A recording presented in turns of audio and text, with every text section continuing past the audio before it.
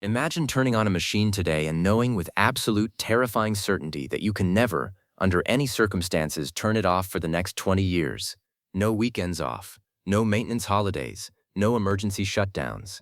If you dare to kill the power for even a few hours, a multi-million-dollar structural leviathan will be completely and irreversibly destroyed from the inside out. We are not talking about a simple factory appliance or a computerized server rack. We are talking about an industrial volcano kept in a cage of steel and high-grade brick, a beast of pure fire and physics that demands a constant sacrifice of raw elements just to stay alive. The blast furnace is arguably the most unforgiving machine ever conceived by human hands, and the psychological weight of keeping it running feels less like engineering and more like guarding a sleeping dragon that could wake up angry at any second. If you look at the glittering skyline of our modern world, with its soaring skyscrapers, massive bridges, and endless networks of railways, every single piece of cold, hard steel traces its ancestry back to this exact crucible. Yet, almost nobody outside the heavy manufacturing industry understands the horrific price of keeping that fire burning. If you are enjoying our channel, subscribe and turn on the little bell so you don't miss any content. It helps us a lot, and it's free. To understand why this roaring titan cannot rest, you have to look past the glowing orange exterior and into the sheer brutality of its internal design. A modern blast furnace stands roughly as tall as a 20-story building, an imposing vertical shaft swallowing trainloads of iron ore, coke, and limestone from the top, while blasts of preheated air scream through nozzles near the bottom at temperatures that would vaporize bone. Inside this towering cylindrical hell, the temperature climbs past 1500 degrees Celsius, turning solid rock and metal into a turbulent, boiling ocean of liquid pig iron and slag. It is a continuous flow ecosystem where equilibrium is the only thing standing between industrial production and total catastrophe. The moment you decide to stop feeding it, or the moment an unexpected blackout cuts the air supply, the physics of the system turn entirely against you. Without the continuous upward push of hot blast air, the massive column of heavy materials inside the stack settles instantly, chilling rapidly as it loses its thermal momentum. Within a remarkably short window, that glowing, fluid sea of metal cools down, solidifies, and locks into a single monolithic anchor of dead weight, known in the industry as a salamander. This isn't just a clog you can clear with a wrench. It is a massive fused block of iron and refractory brick that welds itself directly to the structural hearth of the furnace. Once a salamander forms, the machine is dead forever. You cannot melt it out, you cannot simply chip away at it, and no amount of engineering magic can save the reactor shell. The only remedy is to bring in heavy demolition crews, plant industrial explosives inside a multi-million-dollar asset, and blast the entire structure to pieces over months of grueling labor. That single terrifying vulnerability is why plant managers treat the uninterrupted operation of a blast furnace as a matter of national security and corporate life or death.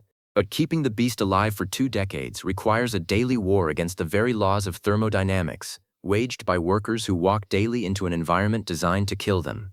Every single second, the furnace is actively trying to destroy its own containment. The intense thermal shock, the relentless chemical corrosion of molten slag eating away at the interior walls, and the ferocious internal pressure mean that the margin for error is effectively zero. To stop the walls from melting instantly into the mix, engineers wrap the entire reactor in a complex, invisible web of cooling elements, pumping thousands of gallons of water every minute through channels buried just inches away from an inferno that burns hotter than a volcanic crater. It is an engineering paradox of the highest order. You are using ice-cold water to protect the container, while keeping an internal heat so savage it threatens to vaporize the very water meant to save it. And this brings us to the nightmare scenario that every furnace operator dreads more than anything else.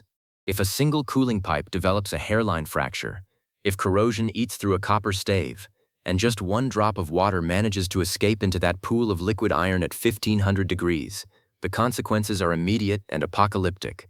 Water instantly flashes into steam, expanding its volume by 1600 times in a fraction of a millisecond. That violent, uncontrollable phase change triggers a steam explosion of cataclysmic proportions, capable of blowing the entire top off a multi-story facility, raining down liquid fire, and obliterating everything within a half-mile radius. It is a constant, razor-thin tightrope walk between controlled production and sudden, catastrophic annihilation. Facing a machine that defies physics but holds the entire global infrastructure in its grip, what would you have done in the place of these engineers and plant directors? Leave me your opinion in the comments, because the decision they made next to tame this monster would change everything about how we build the modern world. Aqui está a última parte do nosso roteiro, completando a narrativa de alta tensão no chão de fábrica e conduzindo pro emocionante e melancólico fim da vida da máquina. Parte 2. 5374. The solution to keeping this pressurized inferno from exploding isn't just better valves or stronger steel. It requires a relentless, highly coordinated physical intervention that happens every few hours, day and night, for 2 decades straight. Welcome to the cast house floor, the front line of this industrial war, where the reality of human labor meets the raw power of liquid fire. Here, operators clad in heavy, heat-reflective aluminized suits step right up to the belly of the beast to perform a harrowing, sweat-soaked procedure known as tapping. Inside the lower crucible of the furnace, molten iron and lighter, toxic slag are constantly accumulating, building up immense hydrostatic pressure against the walls. If this liquid isn't drained regularly, it will rise high enough to flood the air nozzles, completely destroying the delicate thermal balance, instantly solidifying the mixture, and potentially blowing the entire structural base apart. To relieve this apocalyptic pressure, the workers must physically drill through a solid baked plug of refractory clay that temporarily seals the tap hole. It is a moment of extreme, concentrated tension.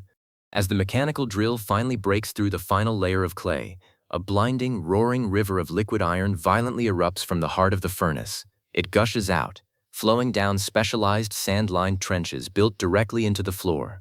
The radiant heat emitted by this flowing metal is so absolute, so physically overwhelming, that standing anywhere near the trench feels like staring directly into the surface of the sun. The thick rubber soles of heavy-duty industrial safety boots can begin to soften and melt to the floor grates if an operator stands in one place for just a few seconds too long. Yet, the devastating heat is only the most visible enemy on the casthouse floor. As the liquid metal aggressively flows and interacts with the atmosphere, it releases heavy, invisible clouds of carbon monoxide gas. Without specialized personal gas monitors and strict, unforgiving safety protocols, this silent killer can asphyxiate a worker before they even realize they are breathing it in. It is a high-stakes, toxic ballet orchestrated just inches away from a 1,500-degree river of death. Once the furnace has bled out enough of its molten payload, the flow must be stopped immediately while the fire is still raging with full force inside. You cannot simply turn a metal valve to stop a river of liquid iron. It would melt the valve instantly. Instead, the crew deploys a massive mechanized hydraulic cannon, known as a clay gun. This heavy robotic arm swings directly into the roaring flames of the tap hole, ramming a fresh, dense plug of specialized rapid-curing clay deep into the breach against the immense outward pressure of the furnace interior. It is a brutal, forceful sealing of an open wound, executed with pinpoint precision. If the clay gun suffers a hydraulic failure, or if the clay plug doesn't hold its structural integrity, the metal will keep bleeding out until the entire system destabilizes and the furnace destroys itself. And this intense, dangerous procedure is not an isolated, rare emergency event. It is repeated every 2 to 3 hours, every single day, every single night, on holidays, through storms and blackouts, without a single pause for 20 entire years.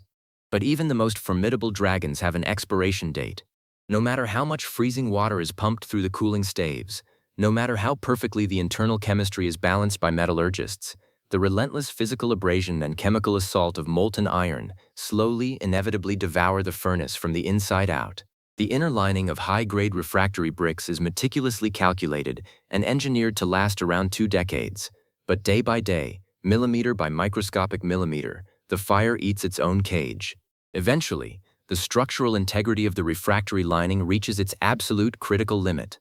Operating past this point invites a catastrophic breach, where liquid metal melts straight through the steel shell. This brings us to the melancholic and highly dangerous final act of the machine's life, an operation known simply as the blowdown. For the first time in 20 years, the endless, roaring supply of raw materials at the top of the furnace is entirely cut off.